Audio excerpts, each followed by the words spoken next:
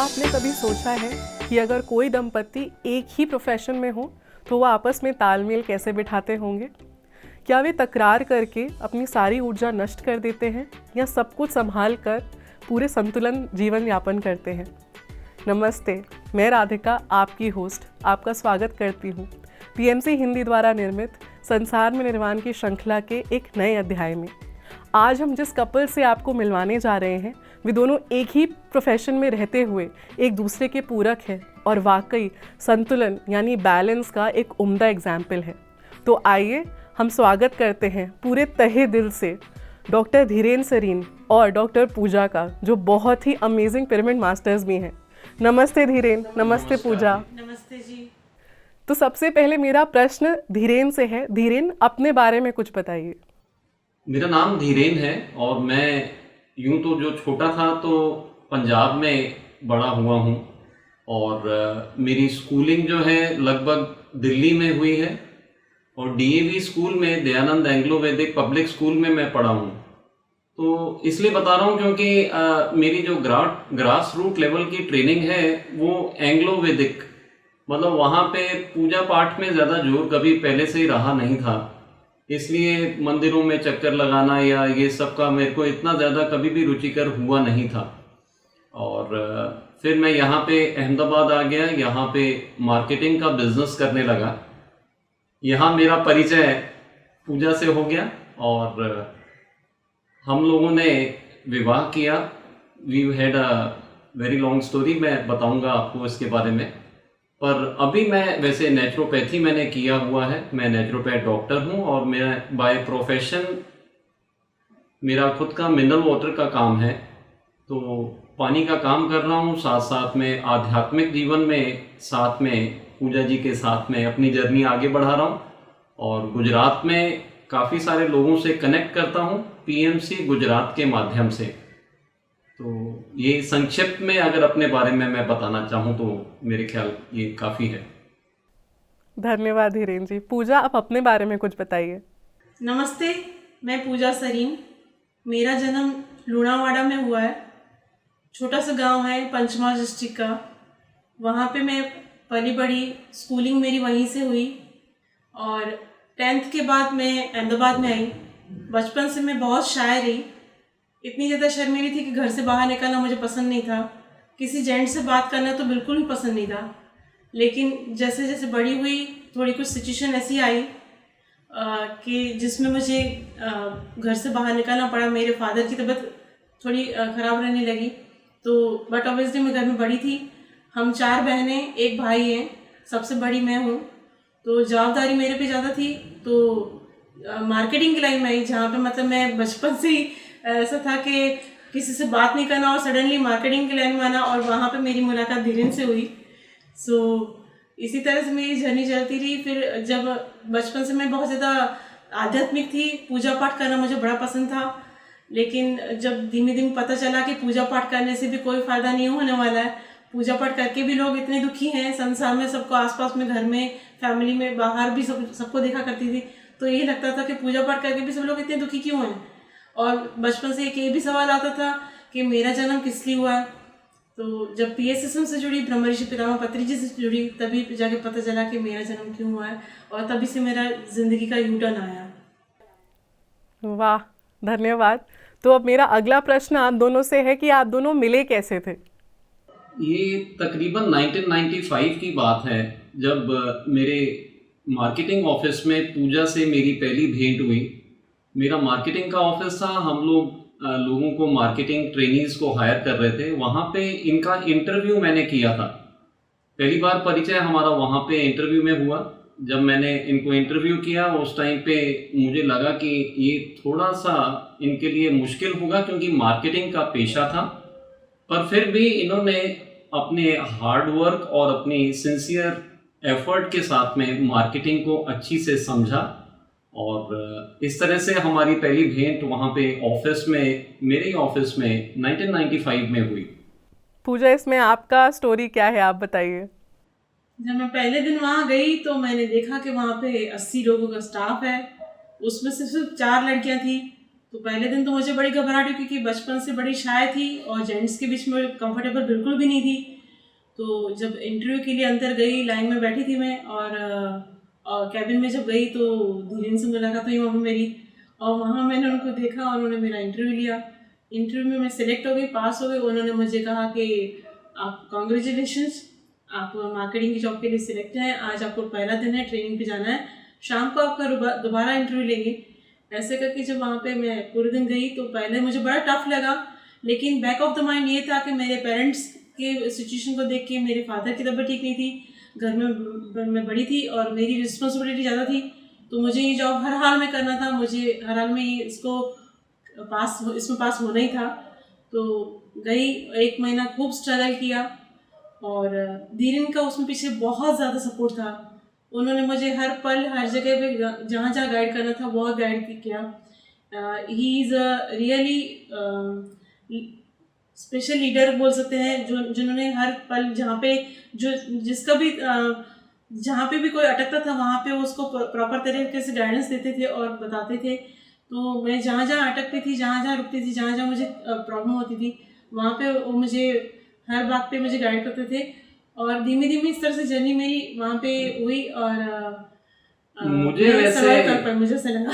मुझे बहुत कम आज भी ऐसा, मतलब वो जब मैं पहले इंटरव्यू में इनसे मिला था और उसके बाद में हमारी जर्नी इतनी लंबी चलेगी, ऐसा मुझे बहुत कम विश्वास था, क्योंकि मुझे कहीं पे ऐसा लग रहा था कि ये लड़की है और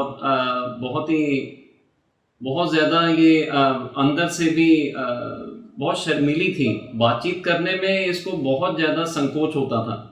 मार्केटिंग के काम में तो पूरे दिन बोलना ही बोलना था, बिल्कुल, और बहुत बेहतर तरीके से, क्योंकि ज़रूरत थी इनकी, इसलिए इन्होंने अपने आप को मोल्ड अप कर लिया, बहुत बदल लिया, और आज तो आप सब लोग देख ही रहे हैं। वाह वाह, थैंक यू इतना ब्यूटीफुली शेयर करने के लिए। अब मेरा आपसे अगला प्रश्न ये है कि आप दोनों के बीच में दोस्ती कैसे हुई, आपने कैसे डिसाइड किया कि अब हमें एक दूसरे के साथ चलना है, और शादी तक का सफ़र आपका कैसा रहा? क्योंकि मैंने देखा था जब भी मार्केटिंग करके मैं आती थी ऑफिस में, शाम को आती थी, तो डेफिनेटली जब कोई बहुत अच्छा काम करता है तो बहुत ज़्यादा पसंद आता है, और तो यही चलते रहा। मैं रोज़ आती थी शाम को, फटाफट सबसे पहले मैं ही ऑफिस में पहुंचती थी और सारा जो भी मुझे देते थे वो सेलिंग के लिए सामान वो सेल करके वापस आती थी। तो धीमे धीमे इनकी लाइकिंग होने लगी और उनको ऐसा लगा कि अरे यार, शीज़ मतलब लड़की होके इतना अच्छा काम करती है। और एक तरफ में मेरा नेचर बड़ा शांत था तो वो भी उनको बड़ा पसंद आने लगा। और जैसे ही मैं कैबिन के अंदर आती थी और उनके चेहरे पे एक स्माइल देख के मुझे लगता था कि अब आगे यही बताएंगे।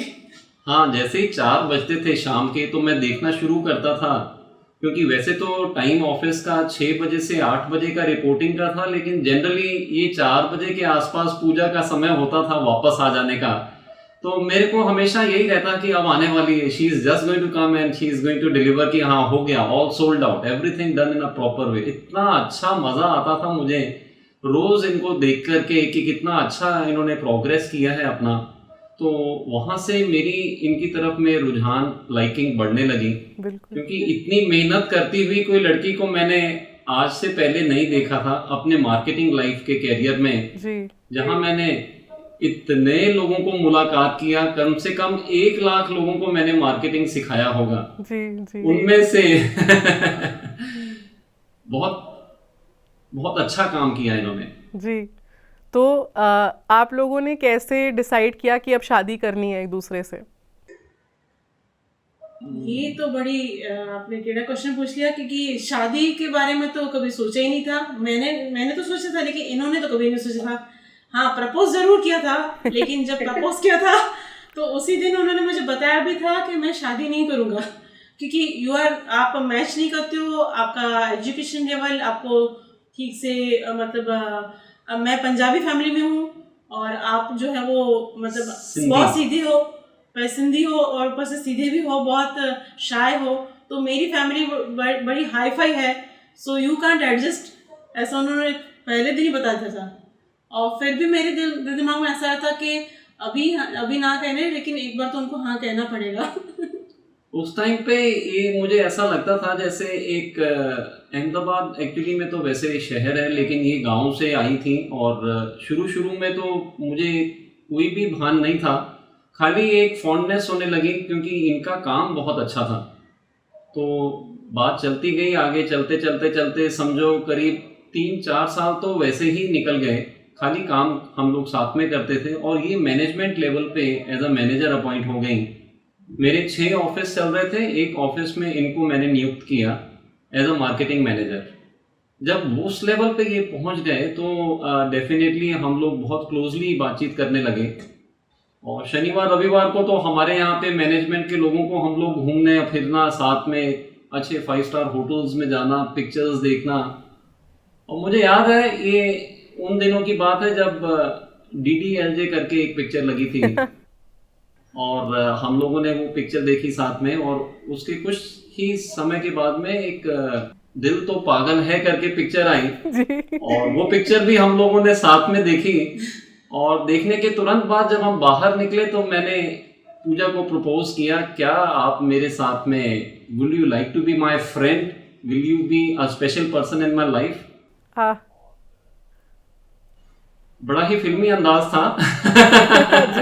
जी, मैं उस दिन की बात करूं तो रेस्टोरेंट में बैठे थे, कॉफी का कप मेरे हाथ में था और जब उन्होंने मेरे से सवाल पूछा तो मेरा कप कांपने लगा और पूरी जैसे होटल जहाँ पे हम बैठे थे कैफे में, वो पूरा कैफे जैसे गोल गोल घूम रहा हो, ऐसा मुझे फील हो रहा था कि ये क्या पूछ लिया। क्योंकि मैंने सोचा नहीं था ये इतने बड़े मतलब मैनेजर, इतने बड़े कंपनी के डायरेक्टर हैं और मेरे से ये सवाल पूछ रहे हैं। कभी मैंने सोचा नहीं था, पहली बार तो ऐसे ही मेरे दिमाग में था कि ये जस्ट सिर्फ मेरे से फ्लर्ट करने के लिए मेरे से सवाल पूछ रहे हैं, ऐसा मेरे दिमाग में सवाल आया था कि मेरे साथ मजाक कर रहे हैं। लेकिन जब मैं चुप रही, काफ़ी देर खामोश रही और जब उन्होंने मेरे से दोबारा पूछा तो मैंने कहा आर यू सीरियस। तो उन्होंने बोला कि जस्ट हम अभी जिस मैरिज की कोई बात नहीं हो रही। उन्होंने मुझे जैसा मैंने क्या मना किया तो तब मैंने बोला कि मुझे सोचने का टाइम चाहिए। तो कुछ दिन ऐसे ही चलता रहा। उन्होंने मेरे से दोबारा पूछा और फिर मैंने एक दिन हाँ कह दिया। फिर इसके आगे रिलेशनशिप तो हमारा शुरू हो गया और हम लोग साथ में टाइम भी स्पेंड करने लगे। दिन में तो ऑफिस का काम और शाम के टाइम पे साथ में भी हम लोग रहने लगे, बातचीत करने लगे। और इस तरह से हमारी लाइकिंग एक दूसरे के लिए और भी बढ़ने लगी। लेकिन फिर कुछ समय के बाद में मेरे फादर, जो कि दिल्ली से हमारे साथ में यहाँ रहने के लिए आए, और उन्होंने जब देखा तो उन्होंने मुझे कहा कि क्या बेटा आप लोग आगे भी अपनी लाइफ के बारे में कुछ सोच रहे हो क्या। और उनके जब मैंने पर्सनली बातचीत किया तो इतनी लाइकिंग नहीं बनी थी और मैं भी थोड़ा सा पीछे विड्रॉ होने लगा। और मेरे ख्याल में हम लोगों ने 3-4 बार विड्रॉ भी किया आपस में। और फिर एक दिन ऐसा आ गया जब 8 years वी हैड स्पेंट, 8 साल इकट्ठे हम लोग बिता चुके थे। और पूजा ने एक दिन आकर के मुझसे पूछा कि क्या आप मुझे आज भी चाहते हो। तो मैंने कहा हाँ बिल्कुल चाहता हूँ, तो हम लोग फिर शादी क्यों नहीं कर लेते हैं। तो मैंने उनसे बताया कि हमारा मेल नहीं है, उनकी फैमिली हमारी फैमिली में मिलाप नहीं हो पाएगा, मेरे फादर मेरे ब्रदर एक्सेप्ट नहीं करेंगे उनको, ऐसा मैंने उनको बता करके। और उस समय मैंने उनको बिल्कुल हाँ या ना का जवाब, उन्होंने मुझसे पूछा तो मैंने उन्हें ना कह दिया कि नहीं हमारी शादी नहीं हो सकती है, अगर आपको जल्दी है तो आप कहीं और रिश्ता अपना कर सकते हैं, मेरी तरफ से आपको पूरी छूट है। उस समय वो बहुत रोई और फिर वो चले गई और फिर हमारा 1-1.5 साल तक एक दूसरे से मिलना ही नहीं हुआ। ये 1-1.5 साल बहुत ही खराब समय था, क्योंकि उनको मैंने ना तो कर दिया लेकिन कहीं पे दिल में मैं हमेशा ये सोचा करता था जैसे मेरी लाइफ में मैं खुद ही विलन बन गया, मैंने उनको मना क्यों कर दिया। और हमारी बिल्कुल बातचीत ऑफ हो गई, बिल्कुल बात नहीं हो रही थी। मैं बीमार रहने लगा, इतना बीमार हो गया कि बेड से उठना भी मुश्किल था। करीब 2 महीने तो मैं बेड रिडन ही रहा। और इस तरह से आगे बढ़ता रहा और जब 1-1.5 साल निकल गया तो ब्रदर ने मुझे कहा कि भैया आपकी तो तबीयत बहुत ख़राब चल रही है, क्यों ना हम दिल्ली जाकर के अच्छे हॉस्पिटल में, अपोलो हॉस्पिटल में जाकर के ट्रीटमेंट लें, यहाँ तो कोई डॉक्टर ठीक से बता ही नहीं रहा है करना क्या है। तो मैं यहाँ से अपने मामा के घर दिल्ली चला गया। वहाँ पे हमने डॉक्टर्स को बताया तो डॉक्टर ने पता नहीं कैसे उसने भांप लिया और उसने जान करके सीधा मुझसे सवाल किया, कहीं कोई प्यार का चक्कर तो नहीं है, कहीं कुछ डिप्रेशन आप लग रहा है, as if you are in a lot of depression. तो मैं उसे जवाब नहीं दे पाया। खैर हम लोग वापस आ गए घर पे, दवाई चलने लगी और मामा जी ने मुझे घर पे पूछा कि क्या माजरा क्या है, हुआ क्या है। तो मैंने उनसे बताया कि ऐसा मेरा एक अफेयर चल रहा था पूजा के साथ में और 8 साल हम लोगों को एक दूसरे के साथ में लाइकिंग थी। तो मेरे मामा जी तो बहुत खुश होने लगे और कहने लगे नाम क्या है लड़की का, कहाँ रहती है, तुरंत पता करो, कभी उसने शादी तो नहीं की है, अगर नहीं की है तो चलो हम उठा लाएंगे उस लड़की को उसके घर से हम उसे भगा लाएंगे और तुम्हारी तो वैसे भी अब मैरिजेबल एज हो गई है, हमें लड़की ढूंढने की ज़रूरत नहीं है अगर आपने ढूंढा हुआ है। तो मैंने बताया लेकिन पापा और ब्रदर तो तैयार नहीं हैं। छोटा भाई जो है मेरा वो मेरे साथ में था, उसने कहना था कि मुझे तो कोई एतराज़ नहीं है, दीदी तो बहुत, वो दीदी कहा करता था पूजा को कि दीदी मुझे बहुत अच्छी लगती है, आप अगर करना चाहो तो कर लो उनसे शादी। अब वो उस समय उन्होंने कहा कि आप फ़ोन लगाओ, पता करो कि क्या चल रहा है। तो फ़ोन मैंने लगाया तो उनका तो फ़ोन ही बदल गया था, वो तो नंबर बंद बता रहा था। पर क्योंकि छोटा भाई साथ में था और उसने उस समय बताया कि देखो भैया आपके पास नंबर नहीं है लेकिन मेरे पास तो है, मेरी तो रोज उनसे बातचीत होती है, अगर आप बोलो तो मैं बात लगा के आपकी बात करूं। तो मैंने उससे कहा कि हाँ प्लीज आप बात करो। तो उसने जब फोन लगाया और पूजा को फोन लगा के उसने बोला दीदी आप भैया से शादी करोगे, सीधा उसने जवाब मांगा। तो पूजा भी बौखला गई, वो कहने लगी ये क्या हो गया अचानक से, पहले तो उन्होंने मना बोल दिया 1.5 साल पहले और आज अचानक से शादी की बातचीत। अब पूजा से जानते हैं उसने क्या जवाब दिया। मैं यहाँ पे इस दिन से पहले की उस दिन बताना चाहूंगी वो बात जो जिस दिन उन्होंने मुझे मना किया। तो वो दिन था मेरा बर्थडे का दिन। मेरे बर्थडे वाले दिन मैं गई थी, मुझे याद है दमन ये काम पे गए हुए थे और हर बार ऐसा ही होता था शादी से पहले कि जब भी मेरा बर्थडे हो या इनका बर्थडे हो मुझे ही इनके पास जाना पड़ता था। तो जो ये जब भी मेरा बर्थडे है तो कहते तू आ जा तू आ जा। तो मैं यही हर बार यही था और मैंने तो जाना ही है ना, मेरे लिए तो बर्थडे के दिन स्पेशल दिन क्या होता था, तो स्पेशल ये था कि धीरे से मेरी मुलाकात होनी है, तो ये मेरे लिए बहुत खास स्पेशल दिन था। तो 8 साल जब बीत गए ऐसे ही, तो मेरा जब बर्थडे था उस दिन मैंने उनको ये सवाल किया, मैंने कहा क्या आप मेरे से शादी करेंगे। मुझे क्योंकि मेरे घर से बड़ा प्रेशर आ रहा है, मेरी एज हो रही है, मेरे पेरेंट्स चाहते हैं कि अब समय ज़्यादा हो गया है, शादी हो जानी चाहिए। तो तब इन्होंने मुझे कहा, मेरी एज तब मुझे याद है 26 ईयर्स थी, तो 26 साल में पेरेंट्स वरीड होते हैं बट ऑब्वियसली। तो मैंने जब इनसे पूछा तो तब उन्होंने मुझे कहा कि पूजा आई एम सो सॉरी, और ये जो है ऐसा 8 साल में 8 बार कम से कम ज़्यादा ही हो गया होगा कि उन्होंने हाना चलता ही रहता था। सो वो बहुत ही मेरे लिए इतना पेनफुल सिचुएशन थी क्योंकि जब एक उम्मीद बनती है कि शादी करनी है इस इंसान से, हम उसके लिए पूरे सपने संजो के रखते हैं, आगे की लाइफ के बारे में प्लान करके रखते हैं, सब कुछ सोच के रखते हैं, और पेरेंट्स का भी पीछे से प्रेशर आता है कि क्या हुआ, क्या चल रहा है आप लोगों की लाइफ में, कब करेंगे शादी, क्योंकि अगर आपको नहीं करनी है तो फिर अब आगे का सोचो, हम आपके लिए रिश्ते बहुत सारे आ रहे हैं, हम लोगों को क्या आंसर दें। तो पेरेंट्स के लिए भी एक बहुत बड़ा क्वेश्चन था। तो जब उन्होंने मुझे उस दिन मना कर दिया कि नहीं पूजा आई एम सॉरी कि आप हमारी लाइफ में, हमारी फैमिली में फिट नहीं हो पाओगे, तो मेरे लिए वो दिन था, मुझे याद है उस दिन रात को समंदर के किनारे में गई और उस दिन मुझे सुसाइडिकल थॉट आया मेरे दिमाग में कि मुझे नहीं जीना है, क्योंकि इस इंसान के बगैर मैं रह नहीं सकती हूँ। मैं ऐसा मुझे लगा कि मैं धीरन के बिना बिल्कुल नहीं जी सकती मैं, और मैं रोती रोती उनके घर से बाहर निकली, समंदर के किनारे बैठी थी। थॉट आया कि मैं मर जाऊँ। फिर नेक्स्ट थॉट आया कि मेरे पेरेंट्स जिन्होंने मुझे इतना बड़ा पाल पोस के बड़ा किया, इनके साथ में 26 इयर्स मेरे पेरेंट्स, और आज धीरेन से मेरी मुलाकात आज 8 साल हुए हैं, और मेरे पेरेंट्स 26 साल से मुझे इतना पाल पोस के बड़ा किया है, तो मैं उनके लिए जीऊँ या इनके लिए मर जाऊँ, ये क्वेश्चन था। तो और मैंने सोचा कि इस इंसान के लिए मैंने क्या नहीं किया, 8 साल में सब कुछ कर लिया, मतलब यहाँ तक कि मैंने मतलब नॉनवेज ये नहीं खाते, मैं नहीं खाती थी, तो इनसे शादी करने के लिए मैंने नॉनवेज तक शुरू कर दिया था खाना। और मैं ऐसे ही सोच रही थी, सुसाइड का थॉट आ रहा था, सडनली मेरा ध्यान गया, वहाँ पे एक मंदिर था साईं बाबा का, वहाँ गई, मैं अपने आप को शांत किया, रोते रोते बाबा के पास बैठी थी। वहाँ से बाबा ने मुझे पूछा कि तू इस इंसान के लिए मरना चाहती, तूने इस इंसान के लिए मतलब जो है अपना नॉनवेज में अपना धर्म तक भ्रष्ट कर लिया। मैं बचपन से नॉनवेज नहीं खाती थी, शाकाहारी थी, और इनके साथ शादी करने के लिए मैंने नॉनवेज शुरू कर दिया। तो जब मैंने ये क्वेश्चन मेरे दिमाग में आया, मेरे पेरेंट्स के बारे में आया, तो उसी पल तुरंत मैंने चेंज कर लिया कि नहीं, मैं नहीं मरूंगी, मैं अच्छी लाइफ जीऊँगी, मेरे पेरेंट्स के लिए जीऊँगी, और मेरे पेरेंट्स जहाँ कहेंगे वहाँ पे मैं शादी करूँगी।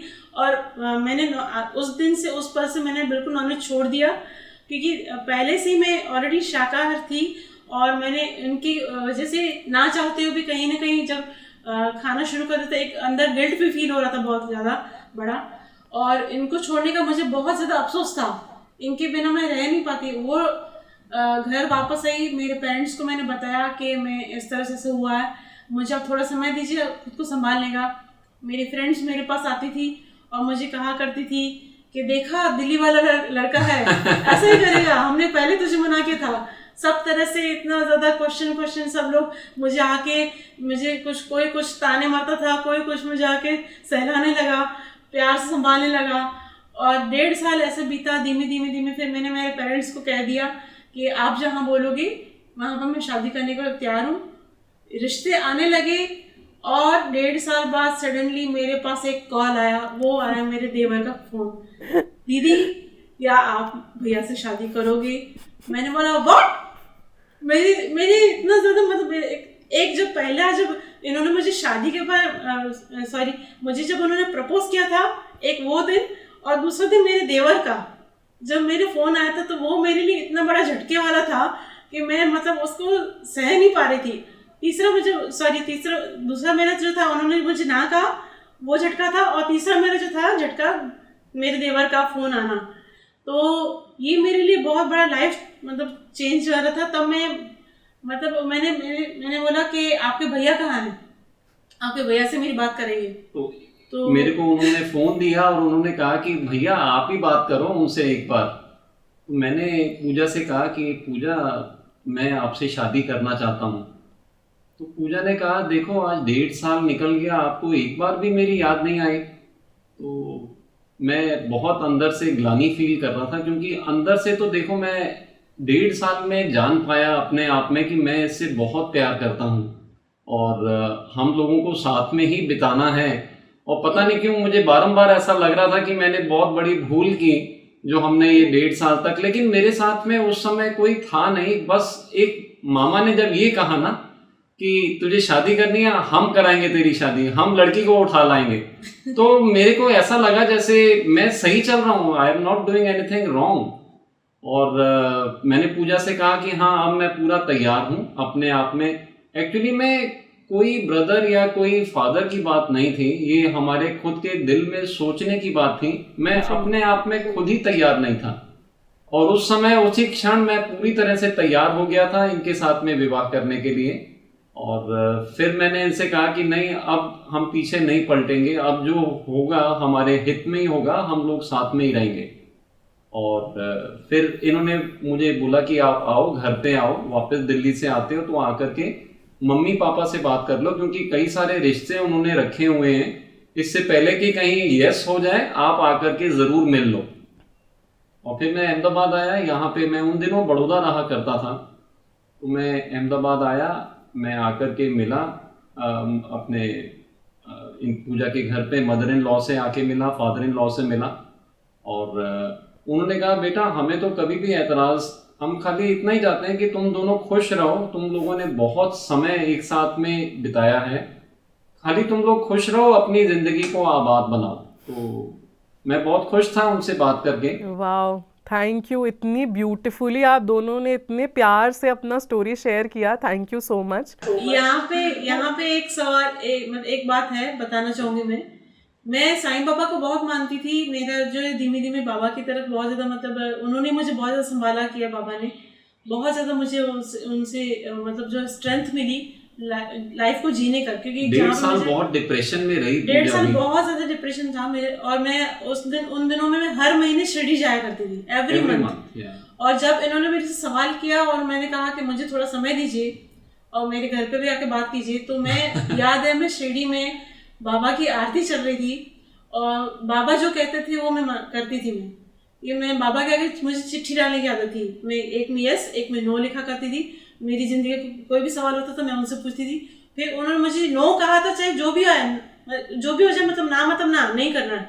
तो मैंने उस दिन आरती के समय मैंने बाबा को आंख बंद करके मैंने ध्यान में गई और मैंने बाबा को बोला, मैं बाबा ये मेरी जिंदगी का मतलब बहुत बड़ा सवाल है, आप मुझे प्लीज आप गाइड कीजिए, मुझे क्या करना चाहिए, क्योंकि इस इंसान ने मुझे बहुत दुख दिया है। कभी हाँ कभी ना, कभी हाँ कभी ना के बीच में मुझे बहुत ज्यादा मतलब इतना ज्यादा पजल में रख दिया कि मैं करूं क्या। तो अब आप ही मुझे गाइड कीजिए, जो आप कहेंगे वो मैं करने को तैयार हूँ। और ये मतलब इतना ज्यादा दृढ़ निश्चय वाला था कि बाबा अगर मुझे ना कहते तो मैं उनको तुरंत ही ना कहने वाली थी, ये मैं सोच के चली थी मैं। और बाबा ने मुझे हाँ कहते तो फिर मैं दूसरा पल में सोचती भी नहीं और फिर मैं जंप लगाने वाली बात थी।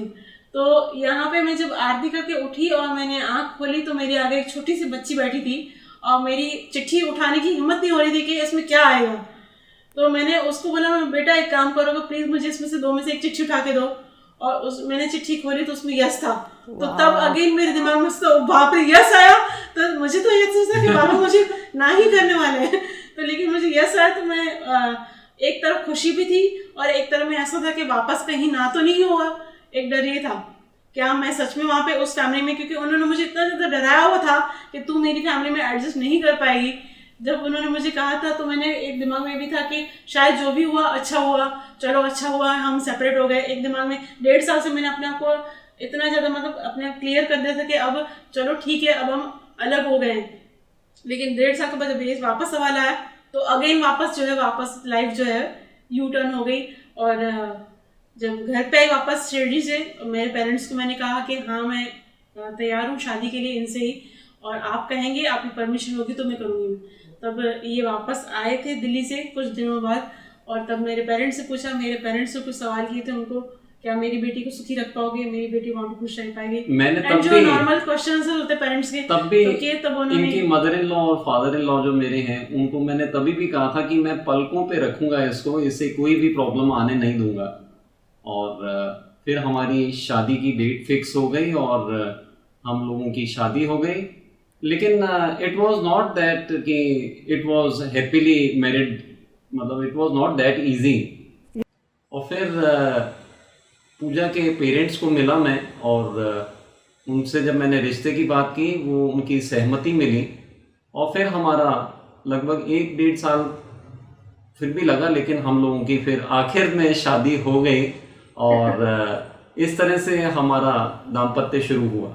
वाह, थैंक यू, इतना सुंदर तरीके से इतना प्यार से अपना स्टोरी आपने शेयर किया। तो मेरा नेक्स्ट क्वेश्चन आपसे ये है, क्विक क्वेश्चन है कि शादी के बाद आपका जीवन कैसा था? शादी के बाद में जैसा सोचा था, पहला 2 महीना तो ठीक ठाक निकला। उसके बाद हम लोग अपनी हनीमून के लिए भी चले गए, वहाँ पे भी बहुत मज़ा आया।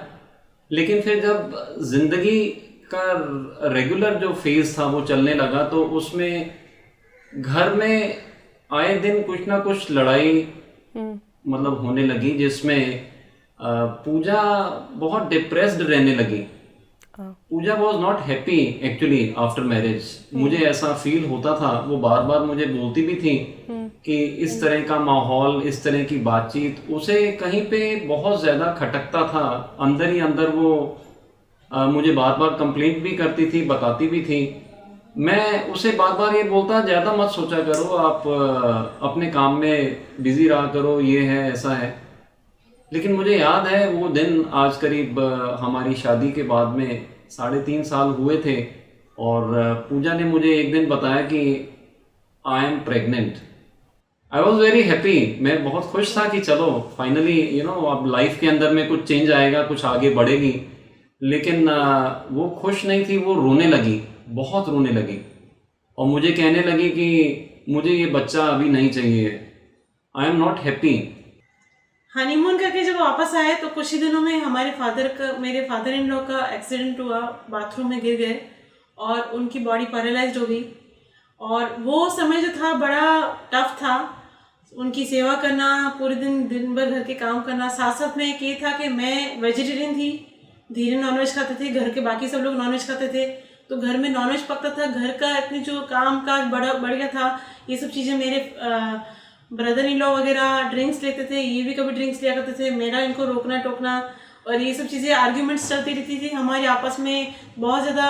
ऊपर से मेरी जेठ जेठानी के साथ मेरी बनती नहीं थी, वो लोग मेरे से कुछ एक्सपेक्ट करते थे, मैं वो कहीं पूरा नहीं कर पाती थी। मेरे फादर इन लॉ को इतना सेवा करने के बावजूद भी वो सेटिस्फाई नहीं थे। तो ये सब चीज़ें चलती रही और उस बीच में कहीं न कहीं 3 साल बाद जब मुझे पता चला कि मैं प्रेग्नेंट हूँ तो मैं खुश नहीं थी, क्योंकि 3 साल जब चलते रहे तो मुझे दिमाग में ऐसा सवाल आया कि मैंने शादी क्यों कर ली। मैं शादी से पहले ज़्यादा ठीक थी, यूँ एक दिमाग में आया। फिर शादी करने के बावजूद भी, क्योंकि मैं एक पूरा मैच ही नहीं कर पाया, माहौल ही नहीं मैच करा। मैंने कहा धीरे मुझे सही कहते थे, तू इसमें एडजस्ट नहीं कर पाएगी इस लाइफ में, क्योंकि मैं स्पिरिचुअल थी, नॉनवेज नहीं खाती थी और इस घर में आना पूरा सारा यू टर्न था। सबका बातचीत करने का तरीका अलग, सबकी सोच अलग थी। ये सब चीज़ें चलती रही। धीरे के साथ मेरे दिन रात को मैं रोज़ रात को मेरी बहसबाजी होती थी, हम कब अलग होंगे, मैं इसमें नहीं सेट हो पा रही हूँ। प्रेग्नेंट हुई तो तब मैंने कहा कि मैं प्रेग्नेंट हूँ, लेकिन मुझे खुशी नहीं है, क्योंकि मेरा बच्चा इस घर में क्या सीखेगा, क्या यही मेरी ज़िंदगी है, यही मैं क्या पे इसलिए जन्म लिया है कि दिन रात लड़ाइयों के बीच में रहती रहूँ। मेरा लाइफ का पर्पज़ ये नहीं है, मुझे स्पिरिचुअलिज्म में बहुत आगे बढ़ना है। ये मेरा एक सवाल उनसे बार बार करती रहती थी। और इसी दौरान जब करते करते 3 महीने निकल गए, 3 महीने पूरे होने को आ रहे थे जब पूजा का अबॉर्ट हो गया चाइल्ड ना, और वो बहुत ज़्यादा मुझे भी हिट किया, जैसे एक सदमा पहुंचता है ना अंदर। मैं पूरा झंझुड़ गया, मैंने ऐसा एक्सपेक्ट नहीं किया था। मैंने सोचा चलेगा, हो जाएगा, सब कुछ ठीक ठाक हो जाएगा। तो लगभग 3 महीने पूरे होने को थे आफ्टर प्रेगनेंसी, तो उस टाइम पे पूजा का मिसकैरेज हो गया। और इस तरह से मिसकैरेज होना वो मुझे भी कहीं पे बहुत ज़्यादा शॉकिंग था। और मैं सोचने लगा कि कहीं पे मुझे भी अपने आप में बदलाव लाना चाहिए।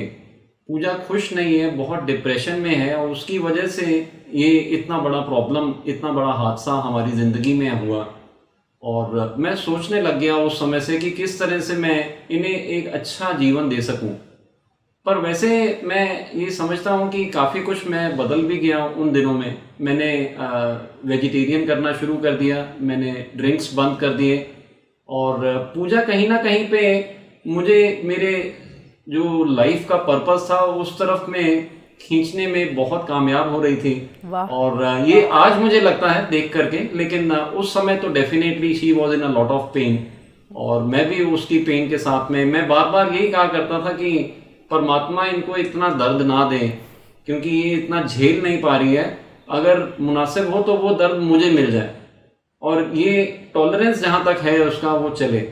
और मुझे याद है कि करीब इस हादसे के होने के साल भर बाद में मैं बैठा था, और सामने में, क्योंकि ये शिरडी बाबा में बहुत मानती थी, तो बाबा की सामने तस्वीर थी और मैं उनसे बात कर रहा था तस्वीर से। और मैं उनसे कह रहा था कि या तो कोई रास्ता बन जाए, हम लोग यहाँ से निकल सकें। मैं इसको, क्योंकि मेरा फैमिली बिजनेस था, हम लोग साथ में जॉइंट बिजनेस ब्रदर और मैं कर रहे थे, पानी का बिजनेस दोनों साथ में कर रहे थे बड़ौदा में। तो निकलने के लिए या तो कोई उपलब्धि हो कि मैं कुछ और काम कर सकूं, या कुछ और ऐसा बन जाए, और या तो फिर पूजा मान जाए, पूजा की टॉलरेंस बढ़ जाए और वो इसी माहौल में सेट हो जाए। तो मुझे याद है मैं अभी ये बात कर रहा था और एक फ़ोन मेरे पास में आया अहमदाबाद से, और वो एक्वागार्ड की बॉटलिंग कंपनी थी मिनरल वाटर की, वहाँ से मेरे पास में फ़ोन आया कि आप हमारे साथ में काम करें। तो मैं मिलने के लिए अहमदाबाद आ गया और यहाँ पे फिर जो मिला मैं उनको, तो हमने उनके साथ में पार्टनरशिप कर ली और फिर आगे हम लोगों ने काम करना पानी का शुरू किया। और इस तरह से फिर ज़िंदगी के अंदर में आप जब चाहते हैं, जब चाह होती है तो राह तो मिल ही जाता है। तो मैं देखने लगा कि हमारी ज़िंदगी में एक बहुत बड़ा कदम आया और हम बड़ौदा से फिर अहमदाबाद आ गए। और फिर अहमदाबाद में साल भर में तो एक गुड न्यूज़ भी आ गई फिर से, और ऐसा था जैसे प्लानिंग पूरी परफेक्ट चल रही हो। As if we had a perfect soul plan. वाह। तो मतलब बहुत सारे उतार चढ़ाव देखने के बाद फाइनली आप लोग बहुत एक अच्छे पायदान पे आ गए। और अब मेरा बहुत ही इम्पोर्टेंट सवाल आप दोनों से कि पत्री सर से आप दोनों कैसे मिले और आपके जीवन में कैसे बदलाव आया? जी, मैं उसके बारे में मैं बताना चाहूँगी कि मैं शुरू से आध्यात्मिक थी और पूजा पाठ किया करती थी, लेकिन दिमाग में एक सवाल था मेरे कि मेरा जन्म क्यों हुआ है। ध्यान के लिए भी अलग अलग जगह अलग अलग गुरुओं से मिलती रही। मेरे घर में भी बहुत सारे गुरु आते रहते थे, शादी के बाद भी बहुत सारे गुरु आते रहते थे, जिसके घर की वाइब्रेशन भी अच्छी होती थी। लेकिन उन दिनों में कई सारे गुरु ऐसे भी चाहते थे कि ये इतनी अच्छी डिसाइपल है, ये हमारे साथ चल पड़े। तो मेरे दिमाग में आता था कि इस झंझट से मुक्ति हो जाए और मैं चल पड़ती उनके साथ में। एक दिमाग में कभी थॉट ऐसा भी आता था कि जाना है, फिर कहीं वापस है नहीं, मुझे संसार में रह के किस तरह से ध्यान करना है, ये एक दिमाग में आता था। तो ये अहमदाबाद में हम आए, जब शिफ्ट हुए, हमारी एंजल हमारी लाइफ में आई और वो बहुत ज़्यादा इतनी प्यारी थी। उसको देख के हमारे आपस में प्यार और बढ़ने लगा। हमारा उसको देखना करना, उसके समय बिताना, बिजनेस के साथ, हम बिजनेस के साथ में क्या करते थे यहाँ पे जब अहमदाबाद में आए। तो जब मेरी बिटिया 2 साल की हुई, तो 2 साल की हुई मुझे याद है, तब एक ग्रुप था ध्यान जगत करके ग्रुप, किसी ने मुझे, एक रेकी मास्टर थे, तब मैं उन दिनों में रेकी भी किया करती थी। तो रेकी जब सीखी तो तब मुझे उन्होंने उस ग्रुप में ऐड कर दिया। मुझे उस ग्रुप में ऐड किया, लेकिन वो खुद निकल गए। तो मैंने कहा कोई बात नहीं, ग्रुप तो बड़ा अच्छा है। तो उसमें जब पत्री सर के बारे में सुनती थी, कुछ ऑडियोज आती थी उनके, ध्यान के बारे में मैसेज पढ़ती थी, तो मुझे बड़ा अच्छा लगने लगा। और मेरी क्यूरियोसिटी पत्री सर से मिलने की इतनी ज़्यादा होने लगी, बहुत ज़्यादा होने लगी। तो मैं, हरीश टोंग सर थे कटक से, उन्होंने मुझे बहुत ज़्यादा गाइड किया। बहुत मुझे, जो भी मेरे सवाल होते थे वो मुझे बहुत ही ब्यूटीफुली मुझे बताते थे। तब मैं उनसे बार बार सवाल करती थी कि मेरा समय कब आएगा, मैं पत्री सर से कब मेरी मुलाकात होगी। इतनी क्यूरियोसिटी मेरी बढ़ती रहती। जब जब दिन जाता था तब मेरी क्यूरियोसिटी बढ़ती रहती थी। और उन दिनों में फिर मैंने उनको बताया कि मुझे पत्री सर से मिलना है, मुझे कब बताइए कब मुलाकात हो सकती है। फिर उन्होंने बोला कि आएगा, तुम्हारा दिन भी ज़रूर आएगा, ज़रूर मुलाकात होगी। जब हरीश सर ने बताया कि वो पत्री जी से सूरत आ रहे हैं, तो मेरी खुशी का ठिकाना नहीं रहा। तो फिर पूजा ने मुझसे पूछा, क्या आप सूरत चलोगे मेरे साथ में? पत्री जी सर एक एनलाइटेंड मास्टर हैं, उनसे मिलने के लिए। इनको वैसे विश्वास नहीं हो रहा होगा उस समय जब मैंने इनसे कहा कि हाँ पक्का चलेंगे, चलो आज हम छुट्टी रखेंगे, आज चलेंगे, वहाँ पे ही जाएंगे, उनसे मिल के आएंगे। और हम लोग यहाँ से कोई डायरेक्ट तो हमारे पास में कोई व्हीकल नहीं मिल रहा था, लेकिन हम लोग 3-4 व्हीकल बदलते बदलते सूरत तक रात को पहुँच ही गए थे। और जब रात को 11 बजे वहाँ पहुँचे तो पता चला पत्री जी सर तो आराम कर रहे हैं, अब वो रेस्ट कर रहे हैं, सुबह में 6 बजे मुलाकात उनसे होगी। तो वहाँ पे मेरी पहली जो एक्सपीरियंस रहा पिरामिड का, वो पिरामिड के अंदर वहाँ पे डॉक्टर नरसिंह जी के घर पे हम रुके थे वहाँ पे, और उनके टेरेस पे ब्यूटीफुल पिरामिड बना हुआ है। वहाँ पे पिरामिड के अंदर उन्होंने स्टे किया। उन्होंने कहा आपको आज रात को यहीं सोना है। तो वहाँ पे तो नींद ही कहाँ आनी थी, क्योंकि दिमाग में एक सवाल था कि कब पत्री सर से मुलाकात होगी। इतनी ज़्यादा एक्साइटमेंट बनी हुई थी, तो पूरी रात तो मैं सो ही नहीं पाई। लेकिन पिरामिड के अंदर बैठ के कभी ध्यान करती थी, कभी आँख खोल के देखती थी, घड़ी देखती थी। सुबह हो गई, फिर देखा कि 6 बजे, चलो फटाफट से तैयार होके हम गए। और जैसे ही वहाँ पे हमें डॉक्टर नरसिंह ने कहा कि आप इस कार में बैठ जाइए, और उस कार में कम जगह थी, तो मुझे और मेरी डॉटर को उसमें बिठाया कार में, और इनको बोला कि आप मेरे साथ स्कूटर पे आइए। तो कार में आगे की तरफ एक सीट खाली थी, ड्राइवर की सीट की तरफ में, और मेरी जो सोचा भी नहीं था वो पल मेरी लाइफ में आया। पत्री जी सर उस कार में आके आगे की सीट पे आके बैठ गए, और मैं इतनी ज़्यादा खुश हो गई। और मुझे वो पहली मुलाकात में उनको देख के ऐसे लगा कि अरे ये तो बिल्कुल साईं बाबा है। उनको देख के मुझे पता नहीं कि बाबा ही नजर आए, और मैंने पहले उनको नमस्कार किया, मैंने बाबा कहा, और उनको मैंने कहा कि मुझे ध्यान, उन्होंने मुझे बताया हाँ जी मैडम जी बताइए।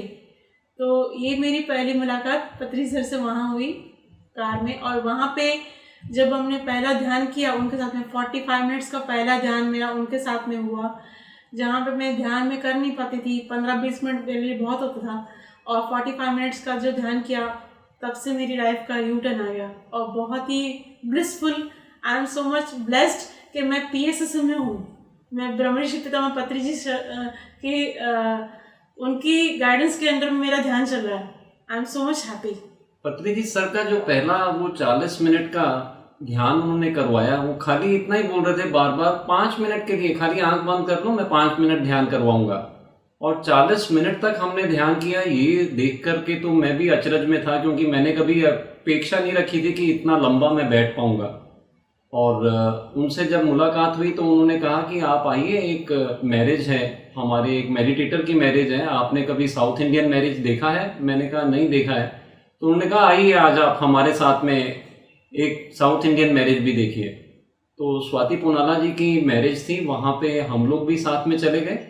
और वहाँ जब मुलाकात मेरी पत्री जी सर से हुई तो उन्होंने बोला आइए स्वामी जी आइए बैठिए। तो पहले तो मैं इधर उधर देखने लगा कि स्वामी जी किसको कह रहे हैं, तो मेरे को लगा शायद मुझे ही कह रहे हैं। मैं बैठ गया उनके पास में। उन्होंने कहा कैसे आना हुआ आपका अहमदाबाद से? तो मैंने उनसे बताया हम तो खाली ध्यान सीखना चाहते थे, आपसे मुलाकात हो गई, आपका बस आशीर्वाद मिल जाए तो हमारा ध्यान अच्छा चलने लगेगा। तो पत्री जी सर का कहना था कि एक भगवान दूसरे भगवान को क्या आशीर्वाद देगा। मुझे तो समझ ही नहीं आया कि क्या बोल रहे हैं, क्या बात चल रही है। लेकिन उन्होंने ये कहा कि अगर आप चाहते हो आपका ध्यान अच्छा चले तो आप वापस जाने के बाद में सेवा ज़रूर करें और दूसरे लोगों को ध्यान सिखाना शुरू करें। तो हम लोगों को बहुत अच्छा उनसे वहाँ पे पहली मुलाकात में काफ़ी अच्छा हमने सीखा भी। जितना सीखा था उतना ही हमने अपने लिविंग रूम में साईं मेडिटेशन सेंटर नाम रख के प्रचार करना शुरू कर दिया। सब पैम्फलेट सब जगह बांट दिए कि यहाँ पे मेडिटेशन सिखाया जाता है सुबह में और शाम में, और जितने लोग आते थे उनके साथ में हमने ध्यान करना शुरू कर दिया। इस तरह से हमारी आध्यात्मिक जर्नी शुरू हुई पत्री जी सर को मिलने के बाद में। आपके हर पूरे स्टोरी पे, हर शब्द पे मुझे सिर्फ वाह वाह कहने का मन कर रहा था। बहुत ही उम्दा स्टोरी, एंड थैंक यू इतने प्यार से अगेन शेयर करने के लिए। तो अब इसी के साथ हम अपने फन सेगमेंट की ओर चलते हैं, और हमारा पहला सेगमेंट है यादों की बारात, जिसमें हम आपको कुछ तस्वीरें दिखाएंगे। आपको वो तस्वीरें, आप ही की तस्वीरें देखनी है और हमें बताना है कि उससे आपकी क्या मेमोरी जुड़ी है। तो ये रही आपकी पहली तस्वीर। अरे ये तो हमारी मैरिज की पिक्चर है। ये तो शादी की है हमारी दोनों की, जिससे आपकी काफ़ी खट्टी और मीठी यादें जुड़ी हुई हैं। 8 साल की काफ़ी लंबी जर्नी जुड़ी हुई है। ये फोटो में मुझे इतनी फनी लग रहा है कि इस फोटो में इतना ज़्यादा उन्होंने मेरे सिर पे इतना सिंदूर डाल दिया था। मैं इनकी शादी के बाद शादी हो गई तो मैं कमरे में गई तो मैंने कहा इतना ज़्यादा सिंदूर कौन लगाता है यार, इतना सिंदूर क्यों लगाते? बोलते कि ताकि तुझे बताने के लिए, जताने के लिए कि तू जिंदगी भर मेरी ही है। Finally we got married. बिल्कुल, ये पूरा 8 साल का आपका जद्दोजहद था वो। तो ये रही आपकी सेकंड पिक्चर। इस तस्वीर के बारे में क्या कहना है?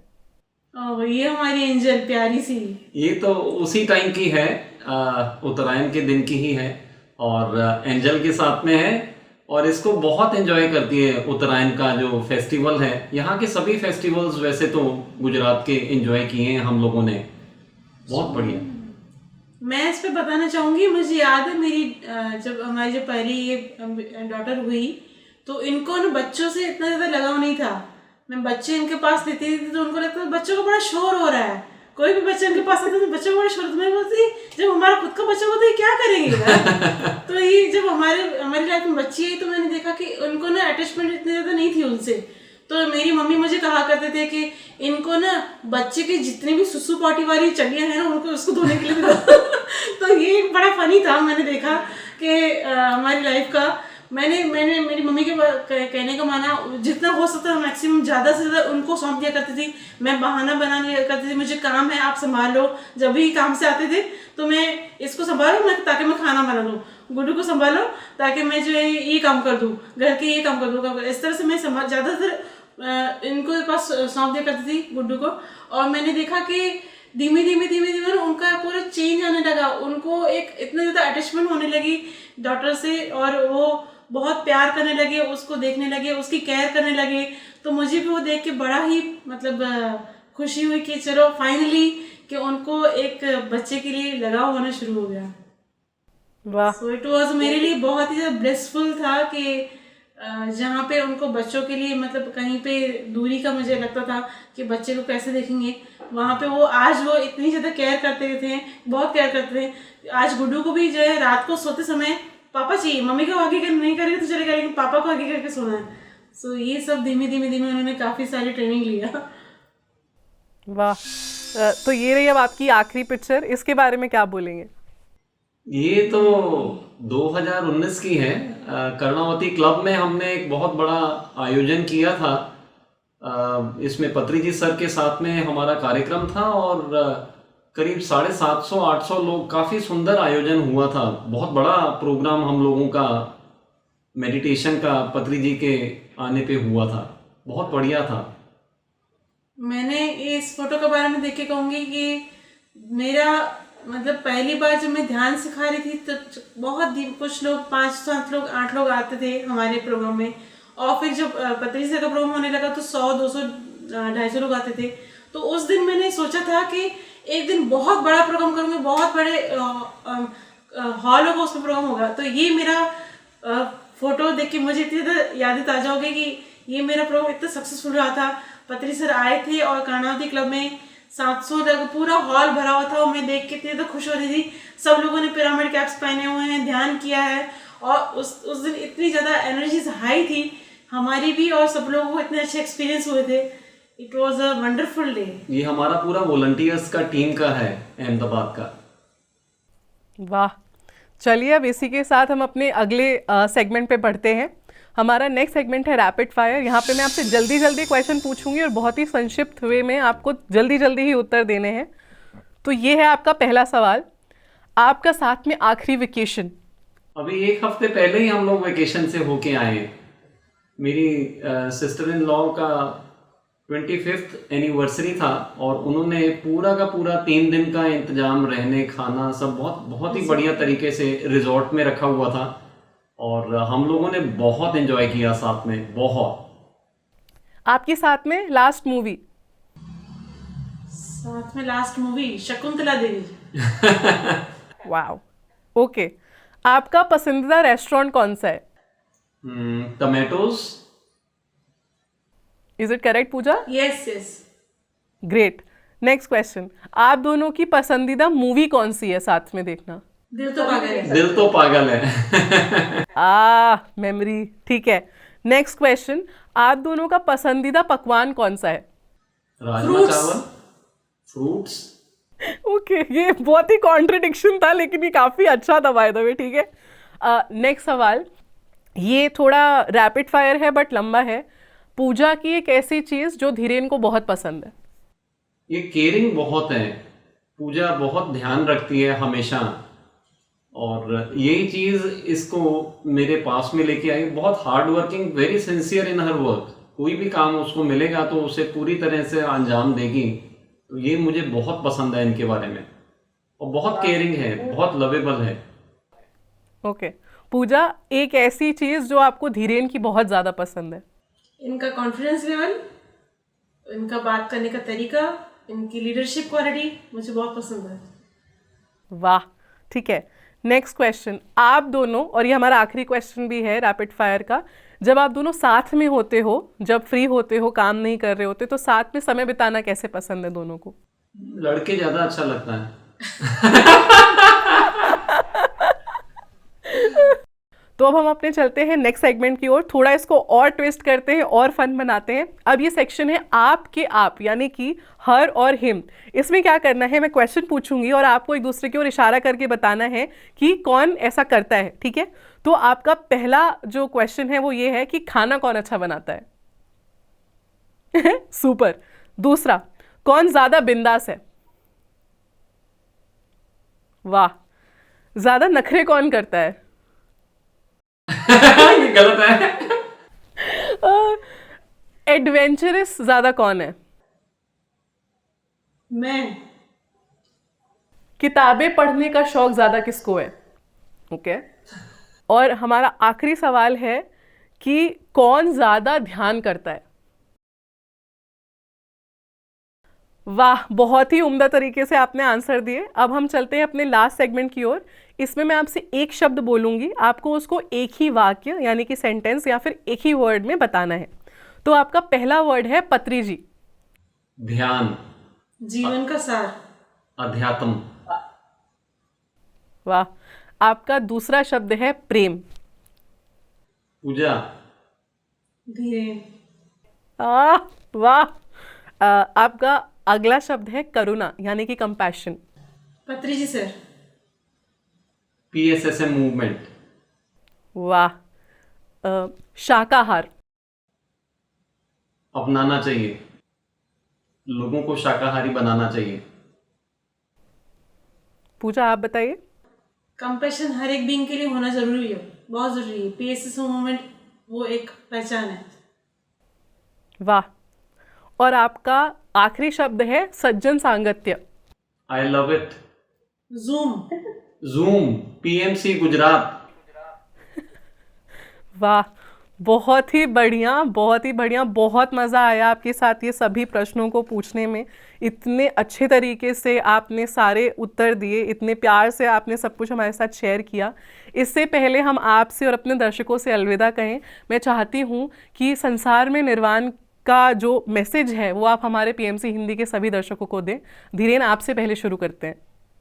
तो संसार में निर्वाण बिल्कुल संभव है, और मैं तो ये जानकारी करूंगा और बताना भी चाहूँगा अपने दर्शकों को कि हम अपनी ज़िंदगी में एक दूसरे के साथ में बहुत खुश हैं और इन्जॉय करते हुए अपनी लाइफ को, अपनी मटीरियलिस्टिक लाइफ में भी हम लोग, मैं अपनी जॉब भी कर रहा हूँ, अपना काम भी कर रहा हूँ, साथ में मेरी बिटिया, उसके साथ में भी खेलता हूँ, और घर में भी जितना हो सके पूजा के साथ में खाना बनाना, घर का काम करना।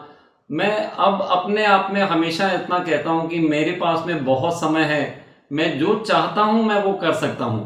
तो आध्यात्मिक जीवन के साथ में सांसारिक जीवन में निर्वाण पाने का PSSM ने जो मुझे जरिया दिया वो बहुत ही बेहतरीन है।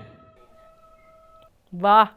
पूजा, आप क्या बोलना चाहेंगी, आपका क्या मैसेज है हमारे दर्शकों के लिए। ब्रह्मर्षि पितामह पत्री जी की मैं इतनी थैंकफुल हूँ कि पिरामिड स्पिरिचुअल सोसाइटीज मूवमेंट के द्वारा जो हमें ध्यान सिखाया जाता है, ये एक पहला ऐसा प्लेटफॉर्म मैंने देखा है। बहुत गुरुओं को मैंने पास गई, बहुत गुरुओं को मैंने देखा, सुना, किया।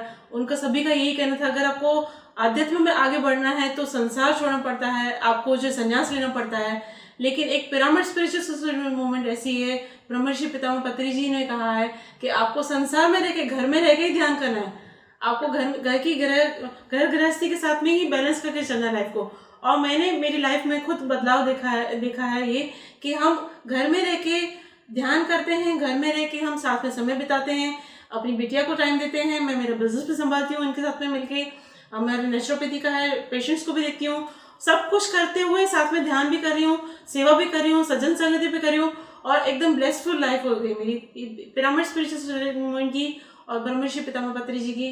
मैं बहुत तहे दिल से शुक्रगुजार हूँ कि इतनी अच्छी मूवमेंट दी है और इतना अच्छा प्लेटफॉर्म दिया है। मैं बहुत सारे मास्टर्स की सभी तहे दिल से शुक्रगुजार हूँ। Thank you. वाह, मन खुश हो गया आप दोनों का मैसेज और उत्तर सुन के। धन्यवाद पूजा, धन्यवाद धीरेन, यहाँ पर PMC हिंदी के प्लेटफॉर्म पे हमारे साथ जुड़ने के लिए आज। Thank you so much Radhika ji. Doctor Dhiren और डॉक्टर पूजा का फिर से तहे दिल से शुक्रिया हमारे साथ PMC हिंदी में जुड़ने के लिए। और मुझे पूरी उम्मीद है कि हमारे पीएमसी हिंदी के दर्शकों ने आज ज़रूर सीखा होगा कि एक ही प्रोफेशन में रहते हुए झगड़ना नहीं पर बैलेंस के साथ भी लाइफ जी जा सकती है। तो जो भी सीखा उसको अपने लाइफ में ज़रूर उतारने की कोशिश करिएगा। इसी के साथ मैं राधिका आप सभी से अलविदा लेती हूँ और जैसे कि मैं हमेशा याद दिलाती हूँ कि पीएमसी हिंदी को सभी सोशल मीडिया प्लेटफॉर्म्स पे लाइक करिए, सब्सक्राइब करिए, शेयर करिए और प्यार बांटते रहिए। जितना प्यार बांटेंगे उतना ही प्यार बढ़ेगा। नमस्ते।